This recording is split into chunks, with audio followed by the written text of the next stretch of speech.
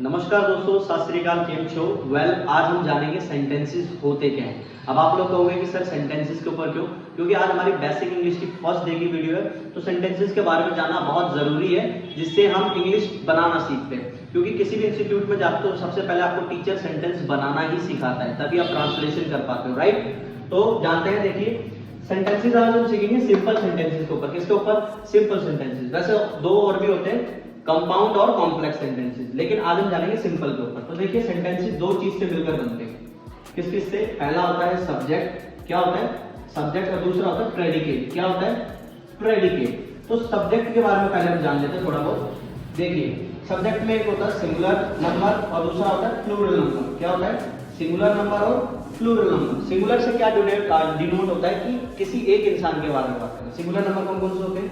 He, she, it, किसी भी एक इंसान का नाम, दिस, दैट, रनिंग। अब आप लोग कहोगे रनिंग एक वर्ब है। नहीं, ये भी एक सब्जेक्ट है। बताऊंगा कैसे। जैसे मान लीजिए रनिंग का एग्जांपल बताऊंगा। जैसे running is good exercise. Running is good exercise. तो जो रनिंग है वो क्या है? अपना सब्जेक्ट है। क्या है? सब्जेक्ट। अब जानते हैं प्लूरल नंबर। प्लूरल नंबर क्या होते हैं अपने? यू, वी, दे। एक से ज्यादा किसी का नाम है तो एक से ज्यादा किसी, जैसे राम एंड रोहन, ऐसी दिस का दीज बन जाता है प्लूरल में। क्या बन जाता है? दीज। दैट का दोज बन जाता है। और रनिंग, जैसे मान लो मैंने दो वर्ब डाल दी, रनिंग एंड डांसिंग, दो वर्ब हो गए। अब जैसे इसका भी एग्जांपल क्या हो सकता है? Running and dancing are good exercises. तो जो ये दोनों है अपने क्या बन गया? सब्जेक्ट बन गया। क्या बन गया? सब्जेक्ट, यानी रनिंग एंड डांसिंग। अब दूसरी चीज आती है प्रेडिकेट। तो प्रेडिकेट के बारे में थोड़ा बहुत जानते हैं हम। प्रेडिकेट क्या होता है? देखिए प्रेडिकेट भी दो चीज से मिलकर बनता है। कितने चीज से? दो चीज से। तो मैं आपको बताता हूं कैसे। तो देखिए मैंने आपको बताया था कि सब्जेक्ट क्या होता है। सब्जेक्ट तो आपको समझ आएगा। अब प्रेडिकेट क्या होता है? मान लीजिए मैंने एक एग्जांपल लिखा कि he is reading a book. He is reading a book. तो जो ही है, मैंने आपको बताया था क्या होता है? अपना सब्जेक्ट। क्या होता है? सब्जेक्ट। अब जो ये इज रीडिंग अ बुक है, ये अपना क्या बन गया? प्रेडिकेट। क्या बन गया? प्रेडिकेट। यस। अब आप लोग क्या, पहले वाला मैंने आपको एग्जांपल एक दिया था। पहले वाला एग्जांपल क्या दिया था मैंने आपको?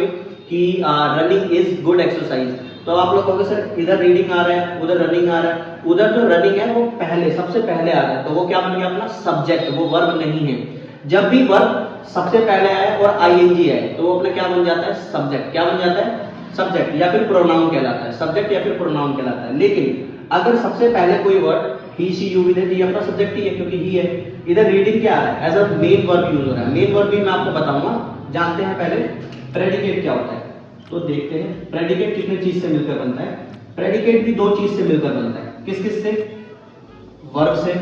किससे बनता है? वर्ब से। और दूसरी चीज ऑब्जेक्ट। अब वर्ब में भी दो पार्ट होते हैं। कितने पार्ट होते हैं? दो। कौन कौन से होते हैं? एक होता है अपना हेल्पिंग वर्ब। कौन सा होता है? Helping verb. यस। और दूसरा कौन सा होता है अपना? Main verb. कौन सा होता है?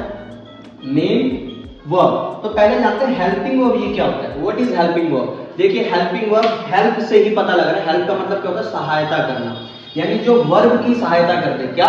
जो वर्ब की सहायता कर दे वो क्या कहलाता है? Helping verb. अब जैसे मान लीजिए मैंने लिखा he is reading a book, वह किताब पढ़ रहा है। हेल्पिंग वर्ब अपने क्या होते हैं? प्रेजेंट के लिए हम क्या लगाते हैं? Is, M, are. पास्ट के लिए क्या लगाते हैं? वॉज वर्ब, यानी जिसमें था आ जाता है, इसमें है आ जाता है। ठीक है। और फ्यूचर के लिए क्या लगाते हैं? विल बी, है ना, जिसमें गा, गी, गे यही आता है। अब जैसे मैंने लिखा he is reading a book, इसकी हिंदी क्या होगी? वह एक पुस्तक पढ़ रहा है। अब इसकी जगह मान लो मैंने लिख दिया ही वॉज। इसकी जगह मैंने क्या लिख दिया? He was reading a book. तो इधर वॉज लग गया। अब मैंने क्या बताया था? वॉज क्या बताया था? था को। तो इधर हिंदी इसकी बदल जाएगी। He is reading a book पहले क्या था? वह एक पुस्तक पढ़ रहा है।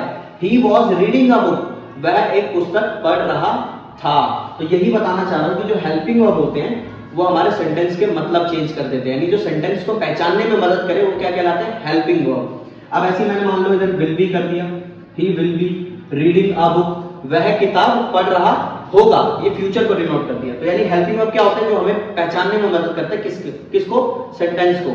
जैसे मैं जा रहा हूं, आई एम गोइंग, वह आ रही है, शी इज कमिंग, रोहन पढ़ा रहा होगा, रोहन विल बी टीचिंग। अब इधर विल बी क्यों लगा, क्योंकि रोहन पढ़ा रहा होगा, लास्ट में गा आ गया तो विल बी टीचिंग। तो सेंटेंस को जो पहचानने में मदद करे वो क्या कहलाता है, अपने हेल्पिंग वर्ब। क्या कहलाता है, हेल्पिंग वर्ब। अब आते हैं मेन वर्ब पर। तो मेन वर्ब को समझने के लिए देखिए, जैसे मान लो हमारा वर्ब है गो, फर्स्ट फॉर्म है, सेकंड फॉर्म इसकी क्या होती है, went, third form gone, right. हमारे 3 फॉर्म होते हैं इंग्लिश ग्रामर के हिसाब से, लेकिन हर इंग्लिश इंस्टीट्यूट और स्कूल्स के टीचर्स आजकल 4th फॉर्म भी लगाने लगे हैं।